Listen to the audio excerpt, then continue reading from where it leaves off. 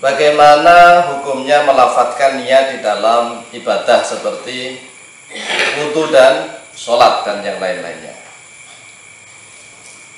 Kami jawab dengan pendapat para ulama madhab 4. Bismillah, alhamdulillah, wassalatu wassalamu ala rasulillah wa ala alihi wa sahbihi wa mawalah, wa la hawla wa la quwata illa billah, amma ba'd. Pendapat beberapa ulama dari madhab 4 ini kami rangkum di dalam kitab kami yang berjudul Adillatul Ahkam Lima Sholihil Anam, yang insyaallah mudah-mudahan juga bisa diterbitkan sebanyak 2.500 halaman lebih. At-talaffudzu bin niyati, bermula talaffudz bin niyat, mengucapkan lafaz, yang melafazkan dengan niat atau mengucapkan dengan niat. Qala jumhurul ulama Imam Syafi'iyah, telah berkata oleh jumhur ulama, oleh mayoritas ulama dari mazhab Imam Syafi'i radhiyallahu anhu. At-talaffudzu bin niyati, bermula talaffudz bin niyat mustahabbun, yaitu disunnahkan. Menurut mayoritas ulama Syafi'iyah mengatakan mustahab. Limusa'adatil adai al-qalbi, karena apa? Untuk menolong, untuk membantu penunaian yang bersifat hati. Kiasan, sebagai kias, analogi alal haji, atas dalil yang sudah ada di dalam bab haji.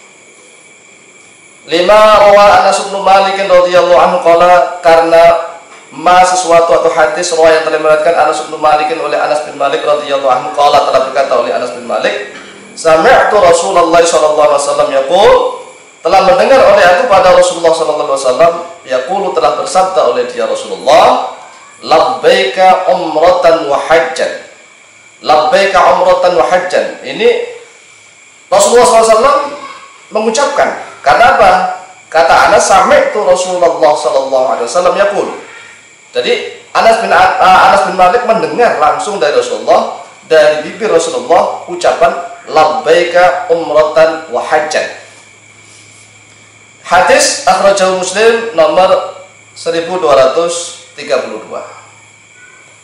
Kemudian apa pendapat para ulama dari madhab 4? Wa qala asy-syaikh Hasanun As-Surumbalali Al-Hanafi rahimahullahu ta'ala, di dalam kitab Fi Maraqil Falahi, telah berkata oleh Syekh Hasan As-Surumbalali yang bermadhab Hanafi rahimahullahu ta'ala di dalam kitab Maraqil Falah, kata beliau, inna talaffudzu bin niyati sunnatun. Ini adalah madhab Hanafi. Sesungguhnya melafadzkan niat sunnatun, yaitu sunnah. Lam yarid bihi sunnatun Nabi sallallahu alaihi wasallam, yang tidak datang bihi dengan talaffudz bin niyat sunnatun Nabi sallallahu alaihi wasallam, oleh sunnahnya Nabi sallallahu alaihi wasallam. Bal sunnatu ba'dil masyayikh li ikhtilafi zamani, akan tetapi telah datang oleh sunnahnya sebagian masyayikh, sebagian guru-guru, li ikhtilafi zamani, karena perbedaan zaman. Wa kathrati syawagil 'alal qulubi, dan banyaknya syawagil, kesibukan-kesibukan 'alal qulubi, di dalam hati, fi ma ba'da zaman tabi'in, di dalam setelahnya sesuatu, pada setelahnya zaman para tabi'in. Jelas ini madhab Al-Hanafi di dalam kitab Maraqil Falah miliknya Syekh Hasan As-Surumbalali mengatakan at-talaffudzu bin niyati sunnatun, walaupun tidak ada hadis sharih dari Rasulullah, tetapi ini menurut beliau adalah sunnahnya sebagian para guru-guru. Kenapa? Karena ikhtilaf zaman dan banyaknya kesibukan alal qulubi. Kemudian madhab yang kedua, kami nukil di dalam perkataan qala Syekh Ali Al-Adawi Al-Maliki, telah berkata oleh Syekh Ali Al-Adawi Al-Maliki rahimahullah ta'ala di dalam kitab fi hasyiyatihi ala syarh Kifayatul Talib, di dalam kitabnya beliau hasyiyah atas syarah Kifayatul Talib, kitab syarah hasyiyah syarah Kifayatul Talib, qala, telah berkata oleh beliau, qala atil misani fi bab sholat, telah berkata, beliau menukil perkataan Imam Atil Misani dalam bab sholat. Kata beliau, inna talaffudzu bin niyati afdal, Inna talafudha, sesungguhnya talafud mengucapkan biniyati dengan niat afdalu, yaitu lebih utama. Jelas di dalam mazhab Maliki pun mengatakan talafud biniyati afdal. Kemudian mazhab Hanafi mengatakan talafud biniyati sunnatun, sunnah. Wa qala al-Qadhi Alauddin al-Mirdawi al-Hambali rahimahullah ta'ala fil insafi fi ma'rifatir rajih min al-khilaf. Dan telah berkata oleh Qadhi Alauddin al-Mirdawi dalam al-Hambali, pendapat mazhab Hambali rahimahullah ta'ala, di dalam kitab Al-Insaf fi ma'rifatir rajih min al-khilaf, beliau mengatakan begini, la yustahabbu at-talaffudzu bin niyati ala hadil wajhain. Tidak disunahkan talaffudz bin niyat, mengucapkan niat ala hadil wajhain, tetapi atas dua wajah. Salah satu dari dua wajah. Jadi salah satu dari dua pendapat, berarti satu pendapat mengatakan tidak disunahkan. Redaksinya la yustahabbu, bukan terlarang, bukan bid'ah langsung dolalah, begitu tidak. Redaksinya la yustahabbu at-talaffudz bin niyat, ini pun dalam salah satu dari dua pendapat mazhab Imam Hambali. Lanjut kata beliau, wa huwa al-mansusu an Ahmad. Bermula dia pendapat ini yang mengatakan la yustahabbu at-talaffudz bin niyati adalah al-mansus an Ahmad, dari Imam Ahmad. Qalahu, telah mengatakan kepada pendapat ini Asy-Syaikh Taqiyuddin, oleh Syekh Taqiyuddin. Qala, dia mengatakan huwa, pendapat ini aswabu, yaitu yang benar. Al-wajhu tsani, bermula wajah yang kedua, kata Al-Qadhi Alauddin al-Mirdawi mengatakan wajah yang kedua, yustahabbu at-talaffudzu biha sirran. Disunahkan at-talaffudzu biha, melafadzkan biha dengan niat sirran, dalam keadaan pelan. Nah, ini mazhab Hanafi pun juga terbagi menjadi dua. Yang satunya mengatakan tidak disunahkan, yang satunya mengatakan disunahkan talaffudz bin niyat tapi pelan. Wa huwa al-madhab, kata beliau, dan ini adalah madhab. Kemudian kami nukilkan juga pendapat-pendapat ulama Syafi'iyah. Ya, salah satunya waqala al-Imam Muhammad bin Ahmad Asy-Syaibini al-Khatib fi Mughnil Muhtaj, wal Imam Muhammad bin Ahmad bin Syihabuddin Ar-Ramli fi Nihayatul Muhtaj. Kami nukilkan pendapatnya Imam Khatib Asy-Syaibini al-Khatib di dalam kitab Mughnil Muhtaj, dan di dalam kitab Imam Ar-Ramli di dalam kitab Nihayatul Muhtaj. Kata beliau begini, hampir sama redaksinya karena memang syarahnya Al-Minhaj. Wa yuntabu, dan disunahkan an-nutqu, terhadap mengucapkan, bil manwi, terhadap pada sesuatu yang diniatkan, kubail takbiri, menghadapi takbir. Untuk apa? Liyusa'ida al-lisanu, untuk menolong al-lisanu oleh lisan, al-qalba, pada hati. Liyusa'ida al-lisanu al-qalba, agar lisan ini bisa menolong, bisa membantu hati. Wa li'annahu ab'adu 'anil waswasi, dan karena sungguhnya at-talaffudz bin niyat itu lebih jauh, ab'adu 'anil waswasi, daripada waswas. Kemudian alasan berikutnya, walil khuruj min khilafi man aujabahu, dan untuk keluar dari perbedaan pendapatnya orang, man aujabahu, yang mewajibkan talaffudz bin niyat. Ternyata menurut Imam Khatib Asy-Syaibini dan Imam Ar-Ramli mengatakan salah satu alasannya talaffudz bin niyat disunahkan adalah untuk keluar min khilafi man aujabahu. Ada orang-orang yang mewajibkan talaffudz bin niyat ternyata.